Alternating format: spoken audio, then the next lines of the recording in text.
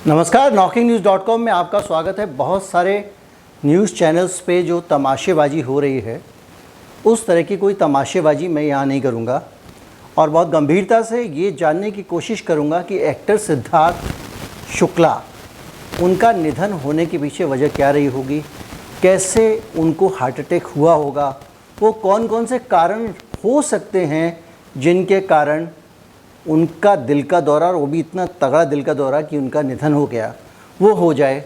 क्या क्या चीज़ें होती हैं, किन किन वजहों से हार्ट अटैक होता है, हार्ट अटैक किस तरह से होता है और कौन सी चीज़ इनकी मृत्यु से ज़्यादा नज़दीक दिखाई देती है, इस पे बात करेंगे। कहीं मत जाइए, चैनल को सब्सक्राइब कर लीजिए।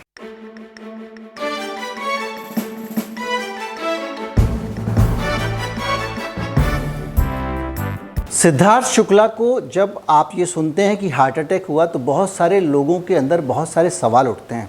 सवाल इसलिए नहीं उठते हैं कि वो एक आदमी है और एक आदमी को हार्ट अटैक हो गया। सवाल इसलिए भी नहीं उठते हैं कि एक सेलिब्रिटी थे, उनको हार्ट अटैक हो गया। हार्ट अटैक तो उससे पहले बहुत सारे सेलिब्रिटीज़ को हो चुका है। लेकिन सवाल इसलिए उठते हैं कि वो कौन सी वजह रही होगी जिसके कारण उनकी मौत हुई। दरअसल हार्ट अटैक जो होता है उसके बड़े सेट से कारण हैं जिनके कारण किसी का निधन होता है। सिद्धार्थ शुक्ला की पूरी पर्सनैलिटी, उनका पूरा एकदम फिट रहने वाले आदमी थे और भी बहुत सारे एकदम कसरत करने वाले, यानी जो स्थापित मान्यताएं हैं जिनके कारण कहा जाता है कि आदमी का हार्ट फिट रहेगा, उन मान्यताओं के हिसाब से सिद्धार्थ शुक्ला उस पर सही खरे उतरते थे। एक एक करके आते हैं, कौन कौन से संभावित कारण हो सकते हैं उन पर बात करते हैं। सबसे पहले हम जानते हैं कि कौन सी चीज़ें होती हैं जो हार्ट अटैक को कारण बनती हैं। दरअसल क्या है कि जो हमारा दिल है वो ऑक्सीजन की ज़रूरत तो पूरे शरीर को पड़ती है, और दिल की जो बेहद मजबूत मसल्स होती हैं वो दिल की होती हैं, उनको भी ऑक्सीजन की ज़रूरत पड़ती है।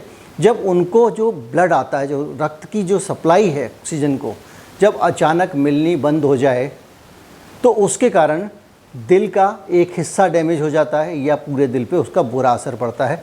बहुत तेज़ी से जो है वो उसमें बदलाव आते हैं, क्योंकि ऑक्सीजन के बगैर आदमी नहीं रह सकता और उसका कोई अंग भी नहीं रह सकता।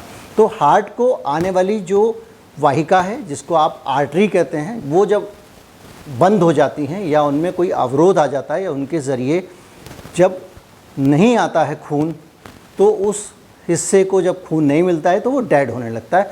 ये सभी अंगों के साथ होता है, उसके साथ भी होता है। दरअसल दिल जो है ना, इंसान के शरीर का सबसे अहम अंग है, और उस सबसे अहम अंग को अगर खून ना मिले, खून की सप्लाई ना मिले, क्योंकि ऑक्सीजन जो है वो पूरे शरीर को खून के ज़रिए ही जाती है, जब खून की सप्लाई ना मिले तो बड़ी तेज़ी से दिल का वो हिस्सा जिसकी सप्लाई प्रभावित हुई है वो मरने लग जाता है। बहुत सारी आर्टरीज होती हैं जिनको आप धमनियाँ कहते हैं, वो खून लेकर जाती हैं, और वो जो आर्टरीज़ हैं उनका जब खून पहुंच रहा होता है तो जिस हिस्से की दिल के सप्लाई खून की बंद हो जाती है वो हिस्सा मृत हो जाता है।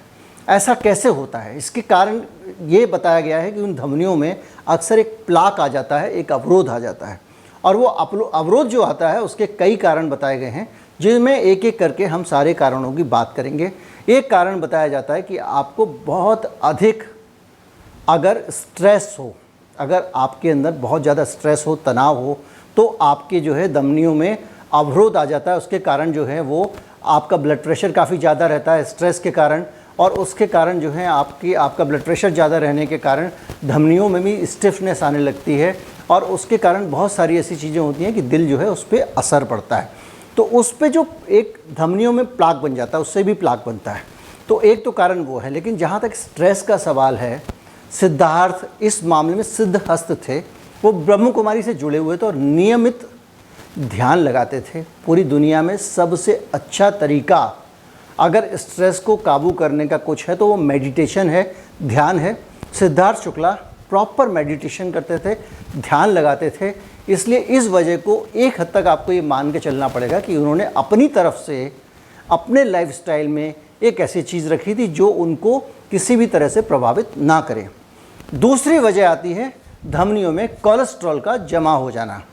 कोलेस्ट्रॉल एक प्रकार का एक वसा होती है जो धीरे धीरे करके आपकी धमनियों के अंदर जमती चली जाती है, और जमने के बाद में कई जगहों पे जब वो ज़्यादा उठ के ज़्यादा जम जाती है और वो नैरो हो जाती है जगह, और वहाँ से खून निकलना कम हो जाता है।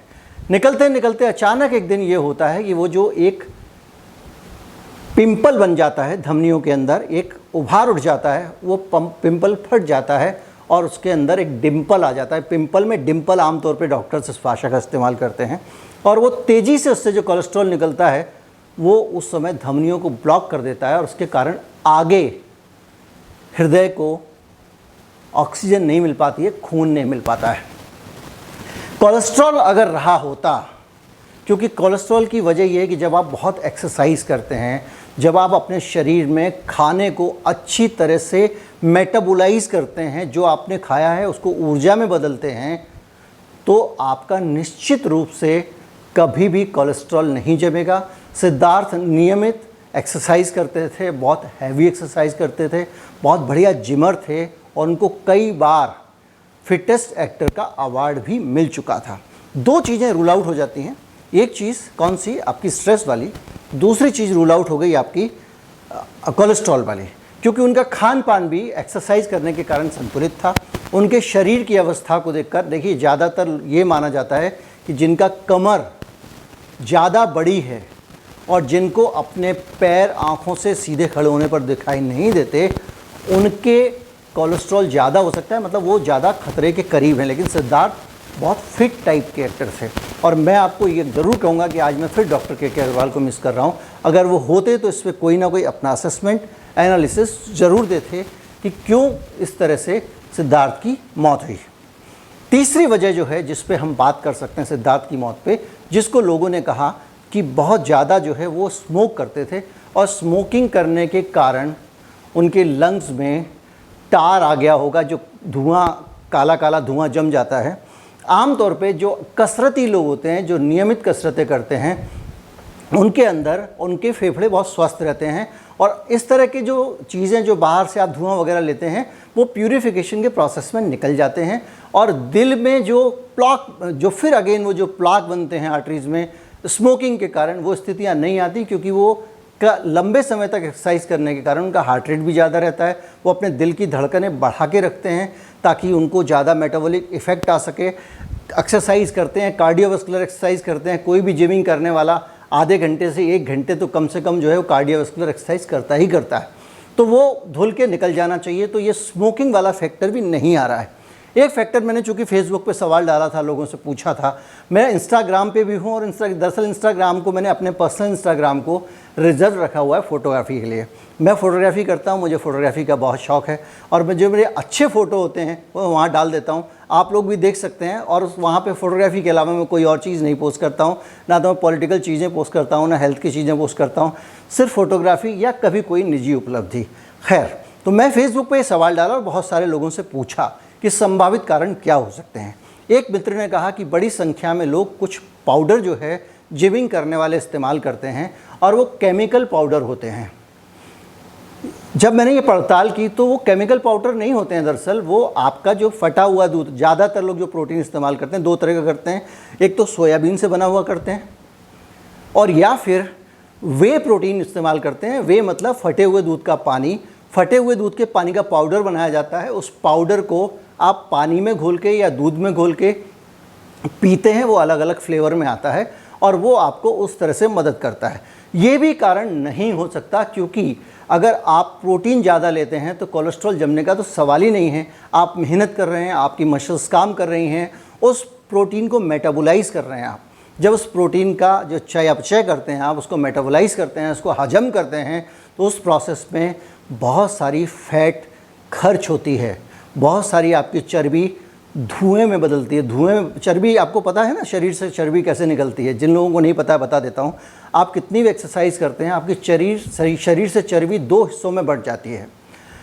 एक हिस्सा चर्बी का पानी बन जाता है, और दूसरा हिस्सा सांस के साथ कार्बन के रूप में निकलता है। कार्बन डाइऑक्साइड जब आप सांस छोड़ते हैं और उसके साथ निकलती है, तो उसमें जो कार्बन वाला हिस्सा है उसमें बहुत बड़ा भाग चर्बी का होता है। तो चर्बी हमारी सांसों के साथ निकलती है घुलकर। इसलिए और कोई तरीका चर्बी गलाने का नहीं है। बहुत सारे लोग बेचते रहते हैं यहाँ पे इंटरनेट पे कि ये कर लो चर्बी गल जाएगी, ये साबुन लगा लो, ये बेल्ट लगा लो। किसी चीज़ से नहीं गल सकती है, वो श्रम से ही गलती है। खैर, तो जो एक्सरसाइज करने वाले लोग हैं, सिद्धार्थ जैसे लोग हैं, उनको प्रोटीन अगर वो पाउडर लेते हैं तो उनको चर्बी को भी वो मेटाबोलाइज करते हैं। अब तीसरा प्रश्न आया कि वो कौन सी दवाएं हैं जो हो सकता है उस दवाएं कंज्यूम करते हैं अपनी बॉडी अच्छी बनाने के लिए। ज़्यादातर लोग फैट बर्नर लेते हैं, जो स्टिमुलेंट होते हैं, जिसमें बहुत ज़्यादा कैफीन होती है, दूसरी चीज़ें होती हैं। उनके कारण ब्लड प्रेशर बढ़ने की दिक्कतें आ सकती हैं। धमनियों की फ्लेक्सिबिलिटी जो है उस पर भी फ़र्क पड़ सकता है, टैकीकार्डिया हो सकता है। लेकिन ये कहना कि उनकी आर्टरीज़ में कोई ब्लॉकेज आ जाएगी, ये थोड़ा मुश्किल काम है। और इसीलिए आपने देखा होगा कि जो उनकी पोस्टमार्टम की रिपोर्ट आई है उसमें भी इस तरह की कोई दिखाई चीज़ नहीं दी। अब एक चीज़ बचती है कि कौन सा वो एक्सटर्नल रीजन है, कौन सा वो बाह्य कारण है जिसने उस व्यक्ति की आर्टरीज़ के अंदर ब्लॉकेज पैदा कर दिया।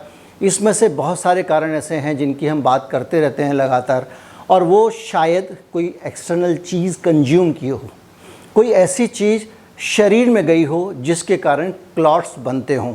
ऐसी चीज़ें कई सारी हो सकती हैं, लेकिन एक चीज़ अभी और वायरल हो रही है। मैं ये नहीं कहूँगा कि उसके कारण हुआ है, मैं ये भी आपको नहीं कहूँगा कि ऐसा ख़तरनाक हो सकता है, लेकिन मैं उस पर कई वीडियो बना चुका हूँ। और बहुत सारे वैक्सीन्स के बाद में हमने ये नोटिस किया है कि कुछ मामलों में, रेयरेस्ट जो होते हैं वो उसके साइड इफ़ेक्ट होते हैं, लाखों लोगों में किसी एक को होता है, उसमें क्लॉटिंग बनने लगती है, ब्लड क्लॉटिंग। इसी वजह से आपने देखा होगा कि वैक्सीन्स को जो है ख़ास तौर पे हमारे को कई जगहों पे, जर्मनी में, कोरिया में, कनाडा में, कई जगहों पे उसको बैन किया गया कि भाई ये इससे क्लॉटिंग होती है। बाद में यूरोपियन यूनियन ने किया, बाद में उसको वो बैन हट गया और उसमें बहुत सारी सावधानियाँ जोड़ दी गई। भारत में भी सावधानियाँ जोड़ी गई हैं। सिद्धार्थ ने स्पुतनिक की वैक्सीन ली थी। अब स्थिति ये है कि हम इसके बाद भी, जब तक वैक्सीन में, जब तक हमको ब्लड क्लॉट्स ना मिलें शरीर के अंदर, तब भी हम विश्वास के साथ ये नहीं कह सकते कि ये पोस्ट वैक्सीनेशन एडवर्स इवेंट का मामला है। तो कुल मिला के इतनी सारी चीज़ें अगर आप देखें जो संभावित कारण हार्ट अटैक के होते हैं, उन सारे कारणों की आप पड़ताल करें तो आपको समझ में आता है कि भाई पता नहीं क्या हुआ है, क्योंकि इतनी सारी चीज़ें कुछ भी नहीं मिल रही हैं। और जो मान्य धारणाएं हैं हमारी मेडिकल साइंस की, जो अभी तक की मान्यता हैं कि ये लाइफस्टाइल डिसऑर्डर है, अगर आप फिट रहेंगे, एक्सरसाइज करेंगे, डाइट अच्छी रखेंगे, मेडिटेशन करेंगे तो आप फिट रहेंगे, कम से कम आपका हार्ट बीमार नहीं होगा। लेकिन ये एक ऐसा केस है जो सारी की सारी स्थापित अवधारणा मेडिकल साइंस की, अध्यात्म की, क्योंकि वो मेडिटेशन भी करते थे, वो सारी की सारी जो अवधारणाएं हैं, हमारी जो सोच है, उन सबको चुनौती देता है। और ये स्वास्थ्य को लेकर एक नया उदाहरण है, एक नई केस स्टडी है। अब एक चीज़ बचती है जिसकी अभी तक इंतज़ार है, वो है उनकी विसरा रिपोर्ट। विसरा मतलब क्या होता है कि जो किसी का पोस्टमार्टम करते हैं तो उसके पेट में जो खाया पिया निकलता है उसका केमिकल एनालिसिस करते हैं कि इसने कुछ खाया पिया तो ऐसा नहीं है जिसके कारण क्लॉटिंग हो गई हो।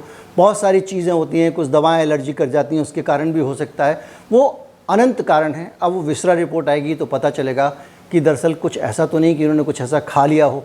क्लॉटिंग के और भी कई कारण होते हैं, जैसे कुछ एलिमेंट आप बॉडी में अगर आपके इंजेक्ट हो जाएं जिससे ब्लड आपका जो है वो क्लॉटिंग होने लग जाए। जैसे कि किसी को अगर गलत ग्रुप का खून चढ़ जाता है तो भी ब्लड में क्लॉटिंग होने लग जाती है, खून फट जाता है। ऐसे अनेक कारण हो सकते हैं जिसमें से हम किसी को भी आज की तारीख में दोषी नहीं ठहरा सकते। वैक्सीन के इवेंट वाली जो बात है, क्योंकि बहुत सारे मामले आए हैं, बहुत सारे डॉक्टर्स की डेथ के पीछे वही कारण माना गया है। बहुत सारे मामलों में दोनों वैक्सीन के बाद में लोगों को क्लॉटिंग के केसेस आए हैं। हालांकि सरकारी जो आंकड़े हैं वो उसकी गवाही नहीं देते हैं, इसलिए हम इसको मान के नहीं चल सकते कि यही कारण होगा। लेकिन फिर भी आपके सामने जो सारी स्थितियां हैं, उन सारी स्थितियों में से आप किसे ज़्यादा नंबर देना चाहेंगे? आपको क्या लगता है कौन सा कारण रहा होगा? कमेंट में ज़रूर बताएं। मैं इसमें एक पोल भी डाल दूंगा जिसके ज़रिए आप अपना जो है वो उत्तर दे सकते हैं। नीचे आप कमेंट में जाके आप उस पोल में हिस्सा ले सकते हैं। देखूंगा अगर पोल की संभावना कमेंट में हो, वरना मैं चैनल पे डाल दूंगा। वीडियो कैसा लगा ज़रूर बताएं, और अगर इस चैनल को आप सपोर्ट करना चाहते हैं, मदद करना चाहते हैं, तो आप हमें UPI ID के ज़रिए, ये जो UPI ID नीचे दिख रही है, इसके ज़रिए भुगतान कर सकते हैं। हमारा डिस्क्रिप्शन में भी नीचे UPI ID लिखा हुआ है, और जब ये वीडियो ख़त्म होता है तो वहाँ पे भी एक बार कोड है, उसके ज़रिए पर आप स्कैन करके हमको पैसे भेज सकते हैं। इस वीडियो को ज़्यादा से ज़्यादा शेयर करें, ज़्यादा से ज़्यादा लोगों को इससे जुड़ें। उम्मीद करता हूँ वीडियो आपको अच्छा लगा होगा। नमस्कार, जय हिंद।